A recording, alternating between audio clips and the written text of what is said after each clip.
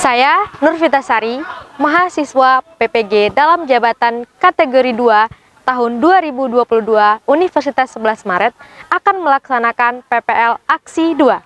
Selamat menyaksikan.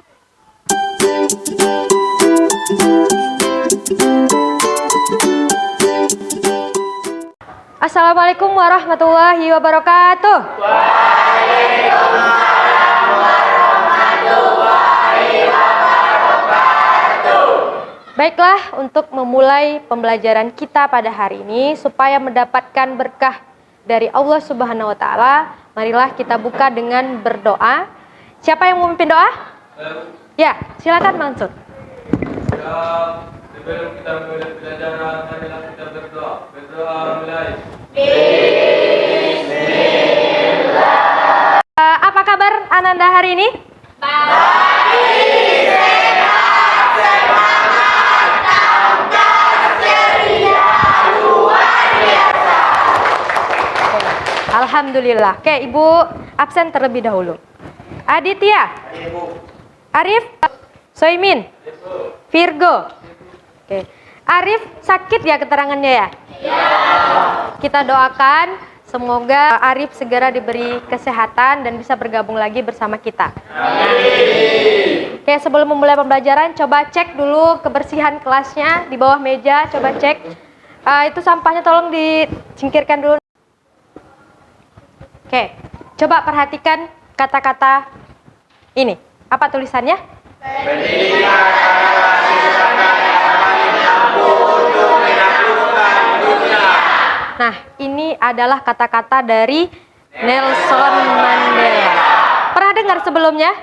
Belum? Ada yang tahu siapa Nelson Mandela? Ini dia.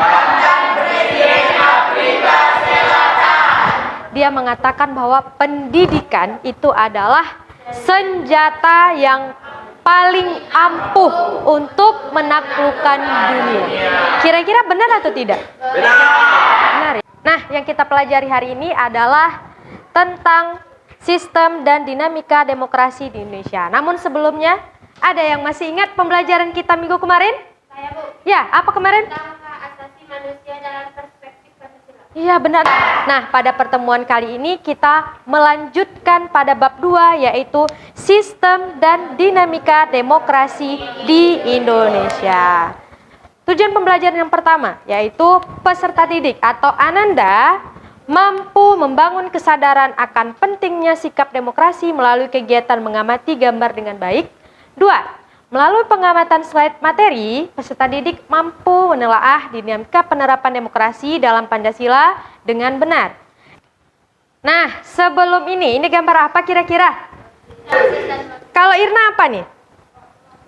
Gambar apa? Ketua OSIS di sekolah, Bu. Yang ini sama ya? Iya. Pemilihan ketua. Ada nggak kira-kira kaitannya dengan materi kita hari ini? Ada? Apa kira-kira? Politik. Apa lagi? Demokrasi. Kenapa demokrasi ada kaitannya dengan gambar ini? Memilih sesuai dengan kehendak hatinya. Benar ya. Oke, untuk lebih paham tentang gambar ini, nah, Ibu ada games. Ibu akan memilih dua orang yang bisa terlibat. Siapa yang bersedia? Nah, Dwi, silakan Dwi. Davi, ya bersedia. Silakan ke depan. Sini, berdiri di depan. Udah pernah lihat permainan tebak kata di TV? Sudah. Oke. Jadi ini ada games. Kalau kalian sudah pernah main tebak kata, kira-kira bisa nggak Davi menebak kata ini? Dwi nampak, oke. Ibu kasih clue.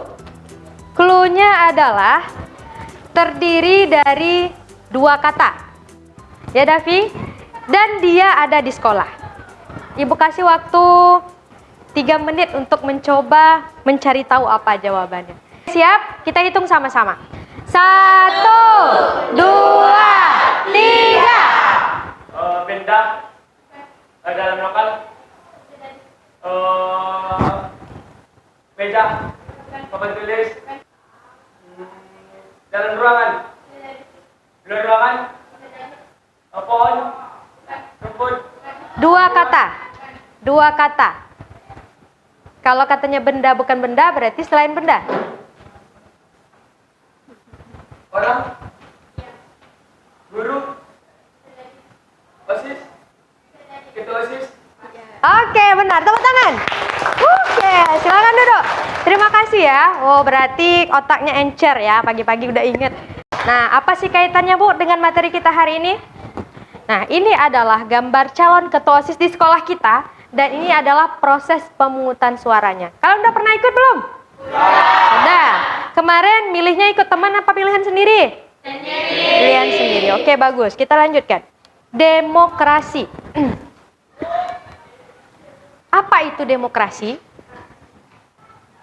Terdiri dari dua kata. Apa saja itu, Mangsur? Demos. Dan? Kratos. Atau? Kratein. Demos artinya apa? Rakyat. Dan Kratos? Nah, kata demokrasi ini asal katanya dari bahasa Yunani. Demokrasi itu muncul pertama kali itu pada abad ke-6 sampai 3 sebelum Masehi di negara Athena, Yunani. Pada tahun itu, raja yang berkuasa pada saat itu adalah namanya Raja Solon. Kenapa negara itu dikatakan demokrasi? Pada masa itu, Raja Solon pada saat dia menjabat, misalkan, Ibu contohkan, Rehan menjadi Raja Solon pada saat itu, misalkan. Jadi, pada saat Rehan menjabat, ini misalkan kalian semua adalah rakyatnya. Ini misal ya. Ketika negara membuat suatu kebijakan, maka Rehan mengumpulkan seluruh warganya di suatu lapangan atau suatu daerah yang luas untuk mendiskusikan langsung kepada rakyatnya apa yang ingin atau kebijakan apa yang akan dilaksanakan pada negaranya pada saat itu. Kalau kita kaitkan dengan negara kita sekarang, kira-kira kalau ada kebijakan, misalkan negara kita akan menaikkan harga BBM misalkan, bisa nggak seluruh warga negara Indonesia dikumpulkan dalam satu tempat? Tidak. Kenapa tidak? Iya, benar. Kenapa? Karena jumlah warga negara kita itu sangat banyak. Dan negara kita juga termasuk negara kepulauan. Berbeda-beda tempatnya, jadi tidak bisa dikumpulkan menjadi satu. Nah, oleh karena itu, negara kita termasuk juga negara yang menerapkan sistem pemerintahan perwakilan. Siapa yang memilih presiden? Ini maksudnya, demokrasi itu dari kita selaku rakyat dan kembali kepada kita atau rakyat. Ya, paham sampai di situ? Nah, jadi contoh penerapan demokrasi yang paling utama itu adalah penerapan pemilu. Ini yang harus ada di dalam negara-negara demokrasi. Nomor 2 terutama. Kita udah belajar ini kemarin bab 1 ya. Nah, salah satu negara yang kalau dia menjamin adanya HAM di dalam negaranya, maka negaranya termasuk menjamin prinsip-prinsip demokrasi. Demokrasi apa yang dipakai di dalam negara kita? Demokrasi? Pancasila. Ada yang tahu kenapa demokrasi Pancasila? Sesuai dengan sila keempat. Apa keempat? Kerakyatan, kebijaksanaan dalam permusyawaratan. Diiringi oleh sila 1, 2, 3, dan 5. Ini ada sedikit gambaran tentang pemilu. Silakan dilihat.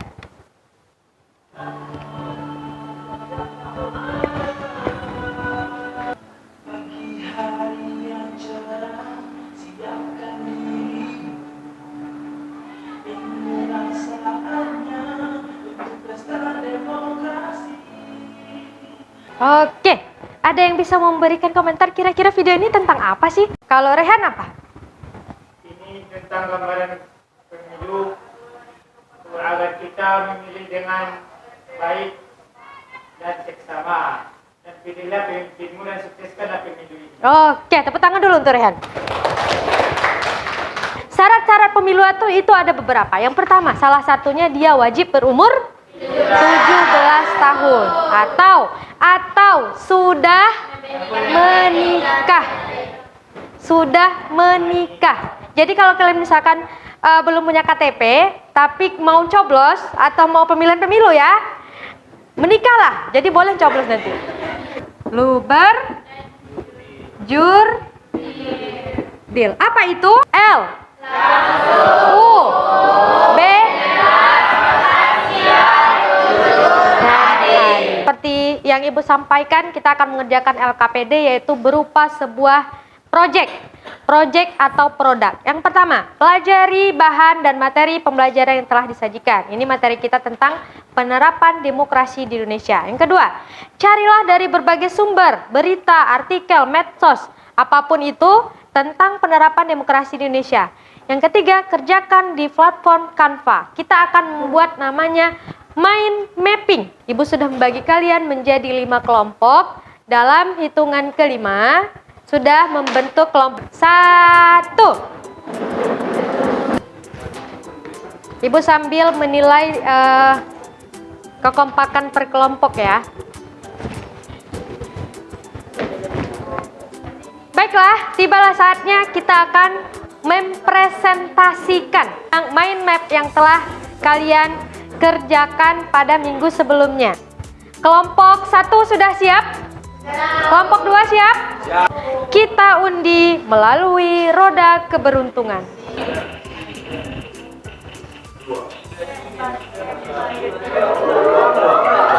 Tepuk tangan dulu untuk kelompok 2. Tidak akan banyak basa-basi berdirinya kami di sini, bukan karena tidak dikasih kursi, tapi di sini kami mau presentasi. Kami dari kelompok 2, saya sebagai moderator yang bernama Sajdah Hasibuan. Presentasi kami ini tentang demokrasi periode 1949 sampai 1959. Ada yang ingin bertanya tentang pelaksanaan demokrasi periode tahun 1945 sampai 49? Ya, silakan. Apa pertanyaannya? Kapan pertama kali negara kita di Indonesia mengadakan pemilu pertama kali? Ya, kapan pertama kali pemilu di Indonesia dilaksanakan? Baiklah, kami akan menjawab pertanyaan dari kelompok 3. Sekarang menari dengan memulai. Sebelum menari, makan bolu. Sehubungan presentasi dimulai. Demokrasi terpimpin tahun 1959. Demokrasi masa era reformasi 1998 sampai sekarang. Perlu kita ingat, demokrasi masa era reformasi ini dimulai pada saat Presiden Soeharto mengundurkan diri pada tanggal 21 Mei 1998 dan digantikan oleh Wakil Presiden. Adapun kekurangan dari demokrasi ini adalah 1. Pengekangan kebebasan pers. 2. Pelanggaran hak asasi manusia. Maka tak sayang maka perkenalkan kelompok presentasi kami yang baru digunakan. Saya sebagai moderator Asraf Rahmadian akan sebagai demokrasi revolusi awal kemerdekaan. Seperti yang kita ketahui, pada periode 1945 sampai 1945 itu adalah awal kemerdekaan negara kita. Semua kelompok sudah menampilkan hasil mind map. Semuanya Ibu nilai sangat bagus dan sangat kreatif dalam penyampaiannya. Namun yang paling terpenting adalah pemahaman kalian terhadap materi tersebut. Kira-kira paham nggak materinya? Paham. Apa contoh pelaksanaan demokrasi di Indonesia? Kalau di sekolah apa contohnya? Sampai di sini paham? Ada yang mau menyimpulkan pembelajaran kita pada hari ini? Iya, silakan Maharani.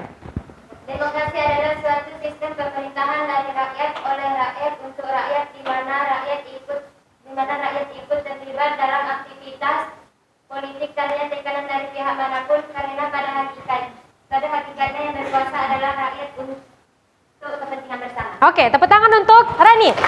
Terima kasih Rani. Nah, apa waktu kita sudah mau habis, jadi untuk penilaian kognitif bisa dilihat di link berikut. Untuk materi kita, ini ada di link yang sudah Ibu sediakan.